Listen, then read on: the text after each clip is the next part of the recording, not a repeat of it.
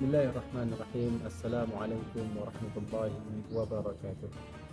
Alhamdulillah, alhamdulillahi rabbil alamin.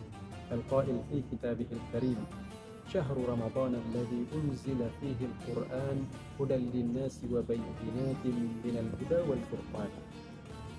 Wassalatu wassalamu ala sayyidina wa habibina Muhammad wa ala alihi wa sahbihi ajma'in.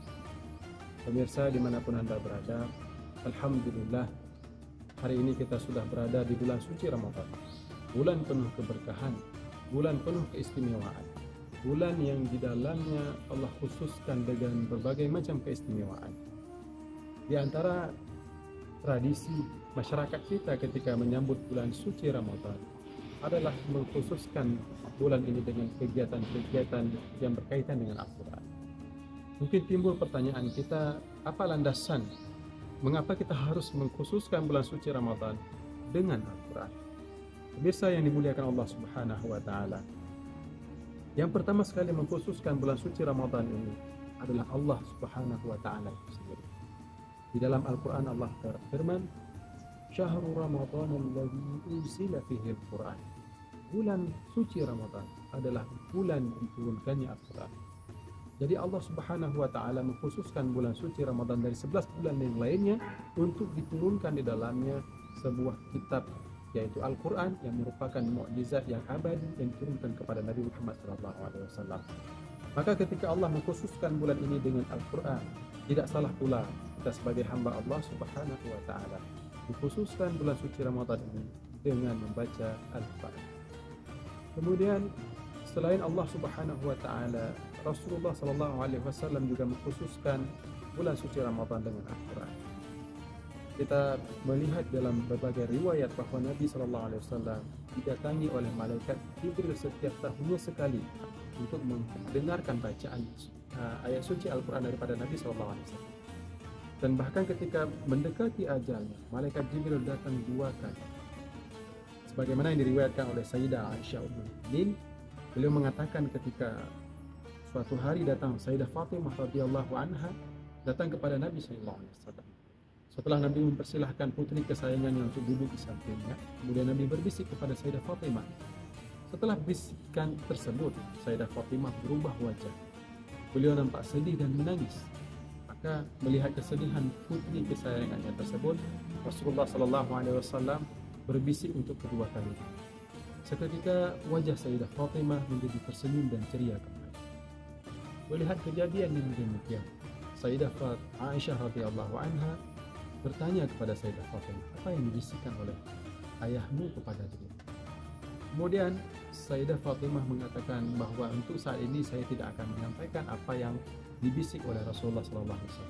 Baru ketika sudah wafat Rasulullah SAW, Sayyidah Fatimah menceritakan apa yang dibisik oleh ayahandanya kepada Sayyidah Aisyah. Maka ketika yang pertama, kata Sayyidah Fatimah, Rasulullah mengatakan bahwa biasanya malaikat Jibril datang kepadaku untuk mendengarkan bacaan Al-Quranku 1 kali dalam 1 tahun. Namun pada tahun ini malaikat Jibril datang 2 kali. Itu artinya bahwa ajalku sudah sangat dekat. Maka seketika itu Sayyidah Fatimah menangis karena merasakan sedih bahwa ayahanda yang ia cintai akan segera dipanggil oleh Allah Subhanahu wa Ta'ala. Kemudian melihat hal tersebut, Rasulullah menghibur Sayyidah Fatimah dan berbisik untuk kedua kalinya, mengatakan bahwa apakah engkau tidak rida wahai anandaku, engkau dijadikan oleh Allah Subhanahu wa Ta'ala sebagai sayyidu nisa'il mu'minin, sebagai pemimpin daripada perempuan-perempuan yang beriman. Maka seketika itu pula Sayyidah Fatimah wajahnya kembali tersenyum dan ceria. Ini Rasulullah mengkhususkan bulan suci Ramadan dengan kegiatan membaca Al-Quran. Begitu pula para ulama salafus salih seperti Sufyan As-Sawri, beliau meninggalkan ibadah-ibadah sunnah lainnya yang mengkhususkan bulan suci Ramadan dengan membaca Al-Quran. Al-Imam Abu Hanifah, beliau juga mengkhatamkan Al-Quran di dalam bulan suci Ramadan sebanyak 60 kali. Al-Imam Malik, beliau meninggalkan majelis hadisnya, meninggalkan majelis ilmunya, mengkhususkan bulan suci Ramadan dengan membaca Al-Quran. Begitu pula Al-Imam Asy-Syafi'i rahimahumullahu ta'ala jami'an. Beliau mengkhatamkan Al-Quran dalam satu hari sebanyak 2 kali. Maka mudah-mudahan ini menjadi penguat kita, menjadi motivasi kita untuk mengkhususkan bulan suci Ramadan ini dengan membaca Al-Quran. Namun perlu kami sampaikan, ada langkah-langkah sebelum kita membaca Al-Quran.